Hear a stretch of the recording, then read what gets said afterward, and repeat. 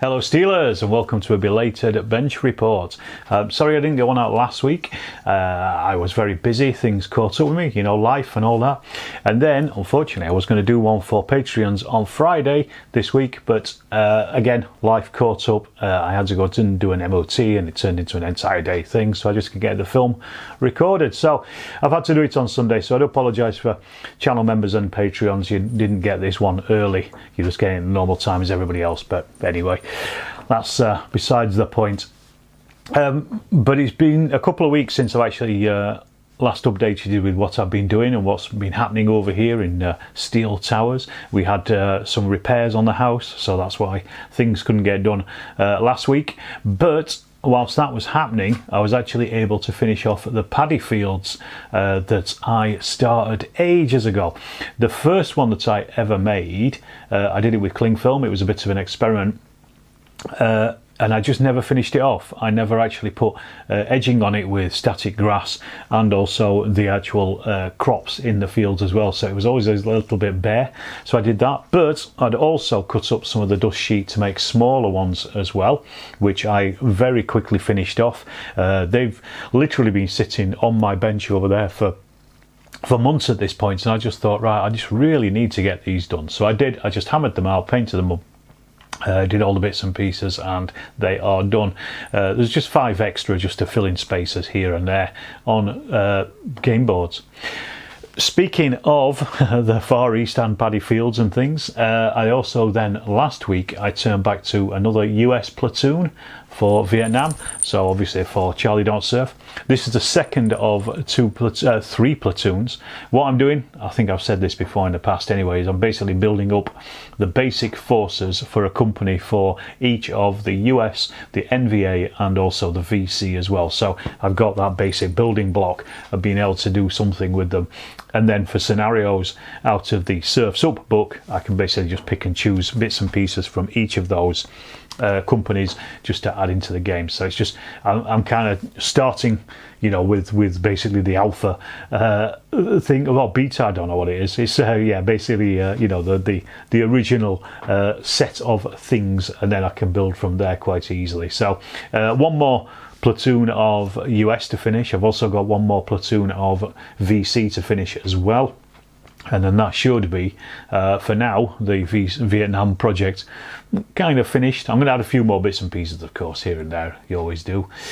And also, as well, whilst I was doing that, I actually added base labels to my existing forces. This is so I could just easily on the tabletop tell which unit, which figure is from.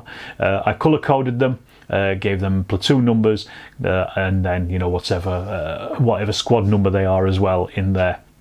So just nice and easy, black, red and blue, just so at a glance you can just pick it up and you know exactly. Because there's going to be a lot of figures on the table in Charlie Don't Surf, I thought this is the easiest, quickest way to do it. Then I also turned away from Vietnam and I went back to the Napoleonics, and I started on 2 French sprues. I wanted to do a couple of battalions of French. I've done this before. I wanted to do one fully in greatcoats and one fully in their blue tunics. So this means you have to have 2 sprues and basically mix the 2 together. I also cut these down. This is the 54th line, and these guys are in their greatcoats. I'm currently working on the 55th line, and they're the ones who are going to be in blue. So they'll probably feature in the next hobby update that I do, because I'm going to try and get those done this week coming. Now, as I say, basically, because the command section doesn't, or the command company doesn't have greatcoats, you basically have to carve a couple of bits and pieces up here and there. So I did that, little bit of a quick conversion. Very easy to cut them down into halves and then just spread greatcoats across them all. I just wanted to add a little bit of colour and variety to the French, so they're not all greatcoats and blue tunics. So just add a little bit of interest there. In the post, as it's been a couple of weeks, I've actually got quite a lot of stuff. The first thing I want to mention is these things here that Carl Titteringham sent over to me. These are 2 mortar platoons for the Australians for Vietnam. I don't have any other Australians yet, but these are a nice starter for a core set of Australians. So massive thanks to Carl for sending those over. Really appreciate it. He said he was having a clear out and he was just getting rid of them, and in exchange for it I'm going to give him a shout out for his channel, which is T's Creative Ramblings. Go and check him out on YouTube. He's starting to build a good following. He's doing quite a lot of channel updates and talks about lots of different periods, and it's quite an interesting little channel, so go and check that out. Give him some support, give him some extra subscribers over there. I'll put a link in the description down below as always, so go and check that out. So once again, thank you, Carl. Massive thank you. Now also in the post, Warlord very kindly sent me their pre-release new epic Napoleonics. So we've got here the Peninsular Waterloo British Light Infantry, Peninsular British Foot Artillery, and also the British Line Infantry for the Peninsula as well. I'm going to do a proper review on these. Actually, after I finish recording this video, I'll be doing a review video of these, and that will be out later this week because they are currently on pre-order. So massive thank you to Warlord for sending that out. They also as well sent me a pre-production prototype of their Vanguard Normandy game as well. I'm not going to show you too much of this. This is, as I say, a prototype of it really, just to have a look at it and see what I thought. They've also sent all the figures. I've reboxed them in here. These are 3D printed at the moment. If you've been to any of the shows, they were showing it at Partisan and also at Fiasco, which I was at last week and I'll talk about later on. And they've sent me a copy of it just to have a look at it really. I'll probably put a video together of it at some point. I know it's a Kickstarter and it's going to be, I think it's going to be starting this week coming, so keep an eye out on that. What else I got as well was a big tub of static grass. This came from pgstudio.co.uk, just a big tub of static grass. I realise I buy a lot of Woodland Scenic static grass and I get through it very quickly. So I thought, let's just get a big tub of it instead of just getting the small bags and just messing about. And this is good stuff, of course. That's going to last for a long time. I used a lot up on those paddy fields earlier, so I thought, let's just replenish stocks. Worthwhile having a look at. Go and check those out everywhere. They're on eBay and Amazon and various other places as well. Over at Fiasco, which I'll talk about again, as I said, in a bit, I got a set of ABC brushes as well. These are great. He's at a lot of shows, and if you are there, this is a shout out for them as well. Go and check out some of their show deals because they do tons of brushes here. I don't know how many is in here, about 15 maybe. I've got 1, 2, 3, 4, 5, 6, 7, 8, 9, 10, yeah. Actually, there's probably about 20 odd in there. Brushes of various sizes, all the way down from 10 zeros up to 1 and 2 size brushes. 15 quid. Honestly, you can't get better than that. It's about less than £1 a brush. I mean, I bought the set of these a couple of years ago, and I'm still using them, but some of, I don't always look after my brushes as well as I should, so some are getting a bit knackered, so I thought I'll pick up a new set because it's literally it's money for old rope at this point. So check those out, ABC brushes. Also, I forgot to mention this a couple of weeks ago. When I got Eisenhower, I actually got a gridded mat from Simon Miller over at Big Red Bat. These are, I think, these are not the Geek Villain ones. These are Deep Cut Studios, but this has got a 6-inch grid on it. I don't know if you can see it in the screen there. It's a 6-inch grid on it, 6x4 mat, cloth mat. I wanted it not only for Eisenhower but for Rommel and also for other gridded games I'm going to play as well, such as square bashing and things. So I thought I'll do that, and now I've got it and it's sorted. So really good service, so huge thank you to Simon if he's watching for that. I forgot to mention it a couple of weeks ago. And speaking of mats as well, Neil on the Storm of Steel Facebook group was talking about Dunelm Mill here in the UK selling teddy bear fur mats, and this is something like 2.5 meters by 2.5 meters. It's 22 quid, and it is teddy bear fur. So you could either use this as a gaming mat itself. This is the colour it comes in, this kind of greenish, olive greenish colour, which is quite nice. But I thought what I can do is I can actually use it and turn it into field. So I started experimenting, and I did so. So I just made one field, got some spray on it.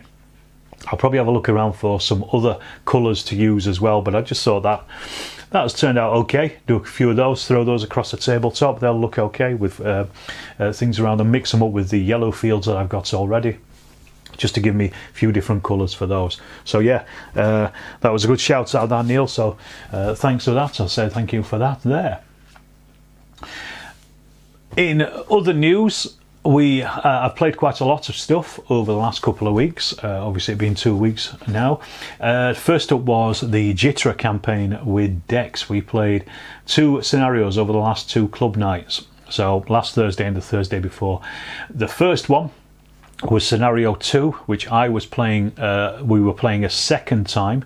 So that was then actually campaign turn 3. However, I actually wrecked the place, so instead of going down the long end of the table, I went down the short end of the table, just to try to get there quicker. So that delayed me by a campaign turn, so that turned it into campaign turn 4. And what I also did as well was just take a load of tanks with me. I thought I'm going to have an armoured fist and I'm going to smash right through. So I used 4 Hago tanks, light tanks. Dex did have some anti-tank capability in a boy's anti-tank rifle and also a 2-pounder gun, but I absolutely splattered him with them as well, and he very quickly withdrew after his force morale dropped very quickly. He did a really good write-up of it on the Facebook Chain of Command Facebook page. Go and check that out, it's really good. But it was a very, very short game. It meant that I went off and then played Blood Bowl with some of the other lads later on. Sorry, not Blood Bowl. We played Space Hulk with some of the other lads for another hour or so after, because we were so quick with our Chain of Command game. But then last week, Dex was back in Flying Fettle, and we played the Gurkhas Atosun scenario of the Jitra campaign. So this was campaign scenario 3. But turn 5, because of the delay that I'd had with the not only winning the previous scenario but also doing the recce as well. This time I decided not to recce, and I just went straight for it. Really aggressive attack on the bridge.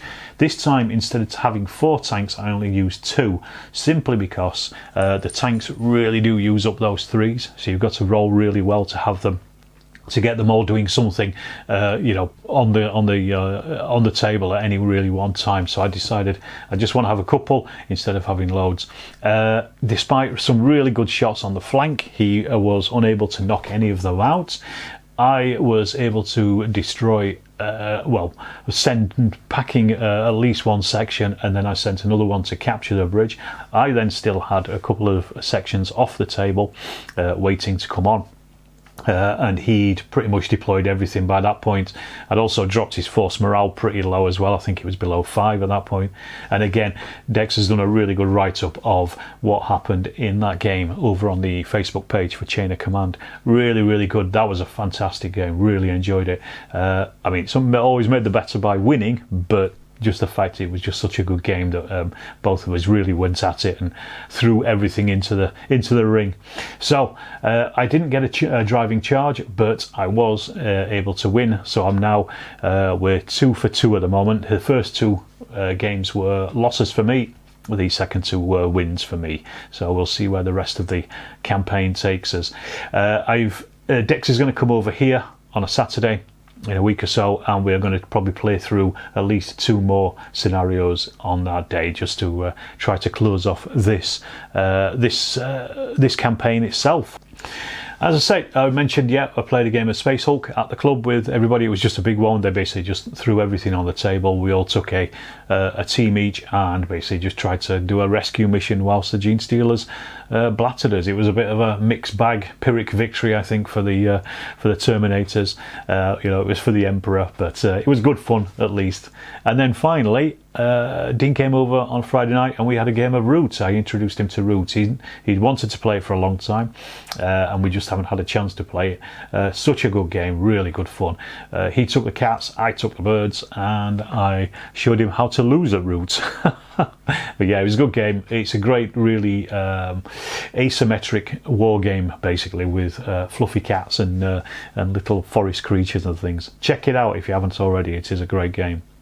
And then finally, yeah, I actually went over to Fiasco at the Royal Armouries last Sunday. So I was out, saw Ken from Yorkshire Gamer, got an interview with him. I put that on the show report, which is on the channel. You'll see it's one of my recent videos. And very small show, some good games, some not so good. Bits and pieces, you know, a mix of things, but I saw a lot of people, so it was always nice to say hello to a lot of people, and it's always nice to support those small shows. I think he probably suffers a little from coming quite close after Partisan, and Partisan is such a big showstopper that anything following that immediately is always going to be judged on it. But you know, there was lots of traders, and it seemed very busy early in the morning, and then also you get the chance to have a quick look at the armories as well whilst you're there. So, you know, plus positive points all around, I would think, and Leeds is easy to get to and park up in as well. All right, I'll leave it at that. There you go, 2 weeks have gone by in a flash, but that's basically what I've been up to. So as always, if you are not yet subscribed to the channel, please do so. It does cost you nothing, and it just boosts my numbers as well and keeps that algorithm ticking over and keeps it going and getting interesting. And look out for the Napoleonics review later this week, and also other bits and pieces as I put them up, and I will see you in the next Storm of Steel video.